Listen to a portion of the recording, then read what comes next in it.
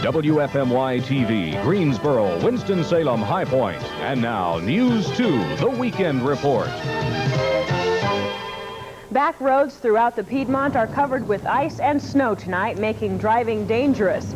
The city's main roads are in good shape, but if you're going out, watch for icy spots.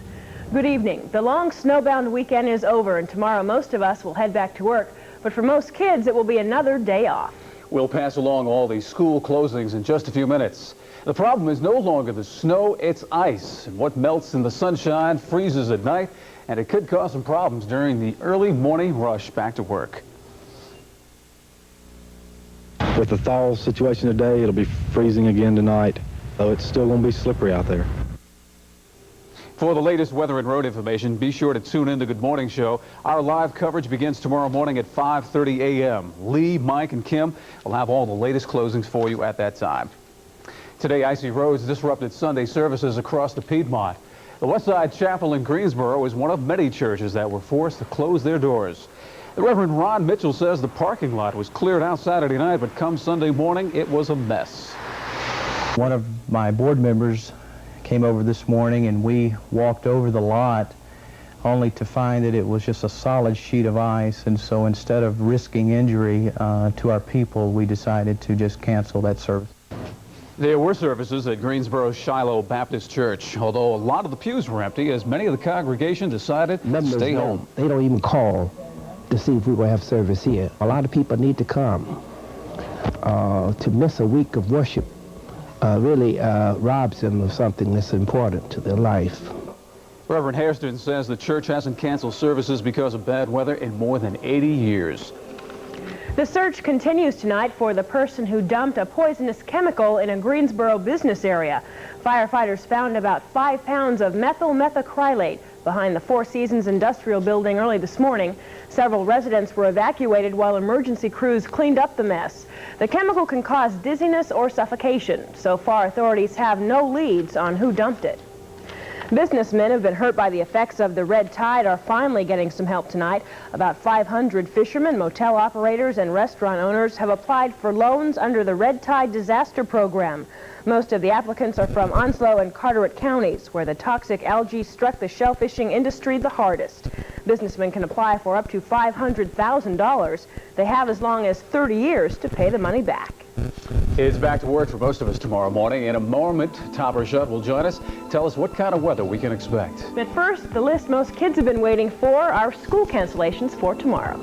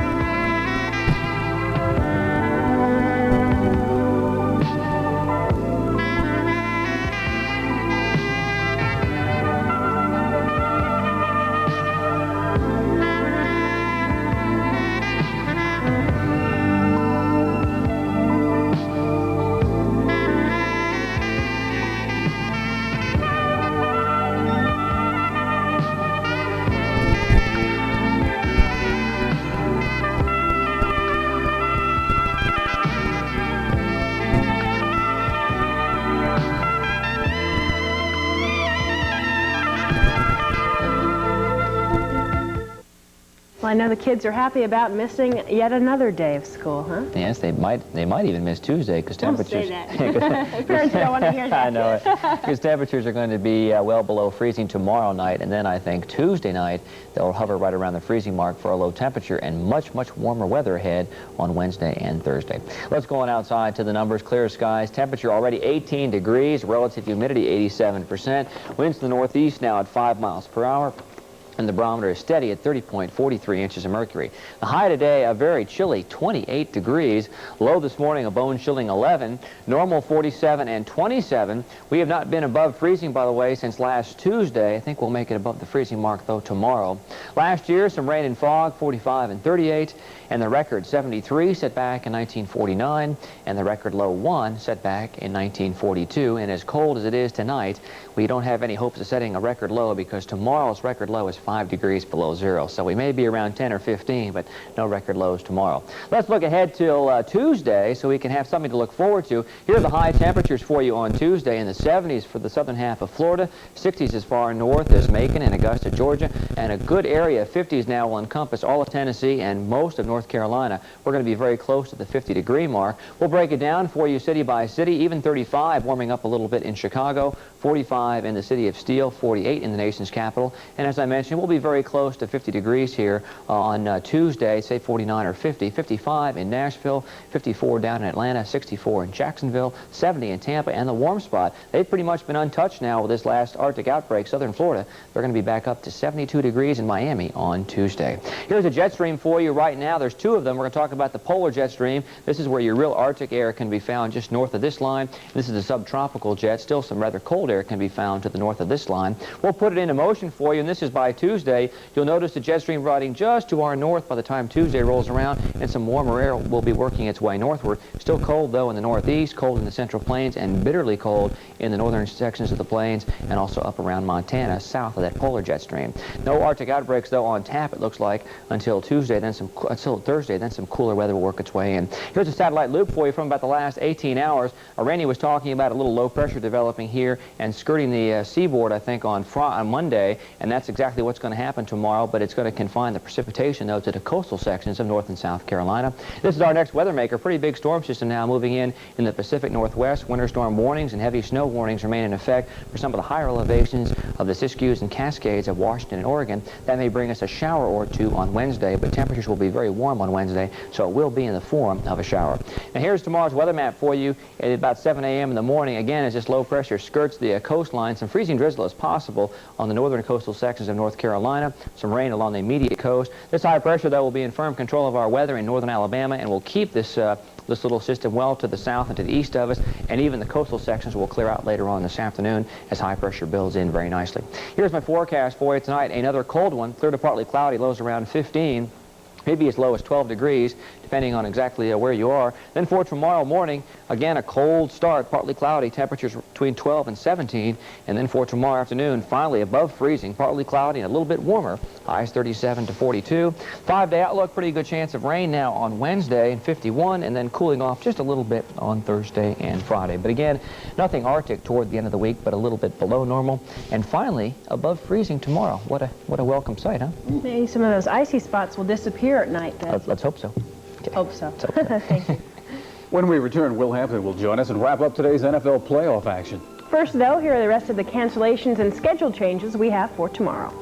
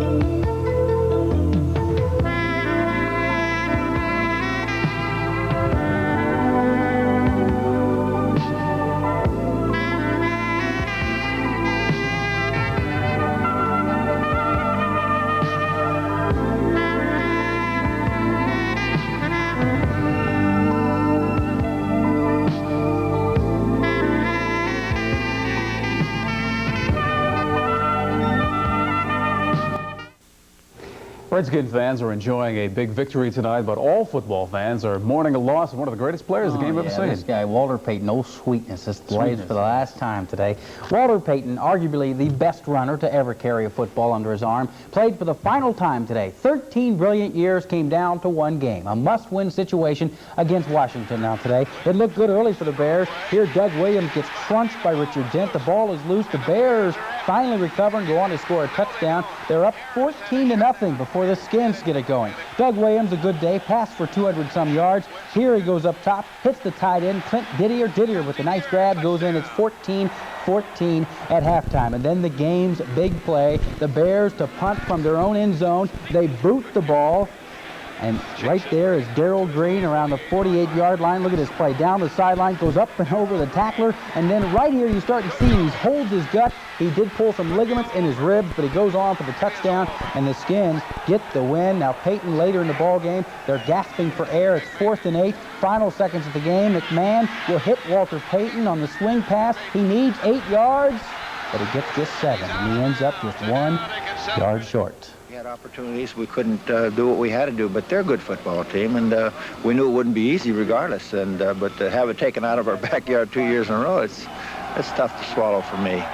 And you know it's tough for that guy. There's the guy who always put the team first. Now, Payton's numbers are simply the best. 16,726 rushing yards and 110 touchdowns, both records. He's also the all-time leader in all-purpose yards. You see that number, 21,803 on the ground, receiving and returning punts and kickoffs. That's how many yards he got. Overall, he scored 125 TDs, most yards ever in a game. 275 against Minnesota in 1977, and one amazing stat, in 13 years he missed only one game. And there's the stat right there he'll probably remember. 21-17. The Bears lose it. The Skins play next week against Minnesota. The AFC picture is set. Cleveland will play Denver in a rematch of last year's marvelous AFC championship. Today, Denver just dominated Houston. The Bronco crowd had plenty of times to go nuts here. Warren Moon throws the lateral. It's called a fumble. The Broncos recover. They get a touchdown. They're up early 7-0. Elway leads this team like a fine-tuned machine. Here he hits Clarence Kay. Kay with a fingertip grab. 14-0 on the day. Elway 14 completions, 259 yards. Later he will go again in the second quarter. Finds Kay wide open in the end zone, and the route is on. And then later in the fourth quarter, John says, hey, you guys are having all the fun. You get to do all the spiking. This time I'll take it myself. He goes around the end for the touchdown, and the Denver team looks very good. They win it today 34-10 over Houston. Turning to basketball, we have some ACC to talk about as well. Today, the Deacons were in Atlanta to challenge Georgia Tech. It's the Jackets league opener. Brian Oliver hits off the glass. The sophomore puts it in, and they're up early. But Ralph Kitley, a big day for the Deacons. This hook shot, he had 19, a career high. The Deacons down 4 at halftime. In the second, Tom Hammonds hits the jumper here. He had 19 points, and they're pulling away. But again, David Carlisle for the Deeks hits the three-pointer. It's a 3-point game, 10 minutes to go. But the Jackets pull it away. It's turnover city today for the Deacons. Craig Neal gets the steal and the lay-in. They go on to win it 78-66. In Charlottesville, Clemson is trying to stop its ACC skid. Here on the miss, Clemson gets the ball, puts it up and in, and they're up early by 6 points. But Virginia led the day by Mel Kennedy, a career-high 27 points. He puts it in, and they're up at halftime. But then down the stretch, it gets real tight. Bruce takes it all the way for Clemson. It's 74-70. The Tigers up. But then in the final seconds, it's tied at 75. John Johnson, Clemson playing the no-foul defense. They forget to play defense at all. It looks like Virginia just won the ACC championship. It looks like they win it today, 77-75. And you see the Wake score. Other scores of interest, ACC gets the win, and Wesleyan 88-72. When we think about powerhouse teams of the 80s, two schools which come to mind are Georgetown and DePaul. Today, those teams held a reunion in Chicago. Now, here's the inbounds play of the day. Perry McDonald for the touchdown and the jam,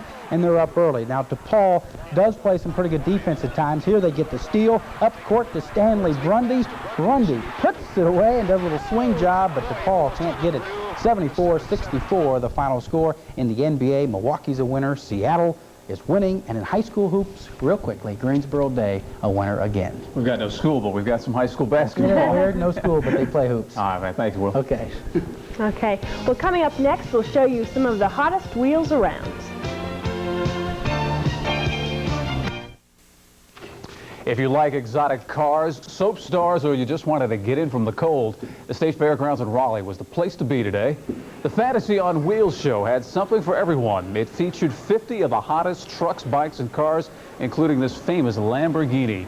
And yes, it won't be long before your little girl, Dad, will be asking for one of those hot red convertibles.